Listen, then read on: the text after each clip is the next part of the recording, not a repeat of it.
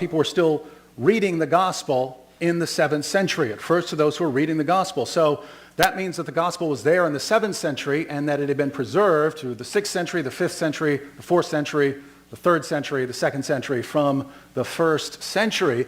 If you're then saying that the Quran is arguing for some pre-Christian source that we no longer have, we don't have it, then this is just incoherent.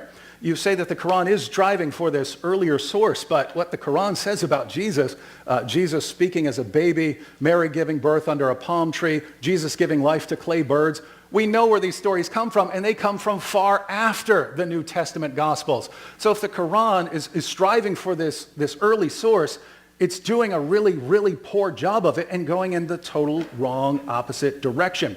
Now, again, if you were to go to the method that scholars would use, the kinds of scholars you would cite to evaluate the Bible, if they were to look at these claims about Jesus, and they would look at the sources and see where they came from and see how Muhammad embellished these stories, because these weren't Islamic stories, the details are changed to give an Islamic perspective. That's exactly how Shabir is saying we can't trust the New Testament. So obviously, according to the same methodology, we can't trust the Quran by any means. And again, Muhammad is being accused over and over again of plagiarizing sources.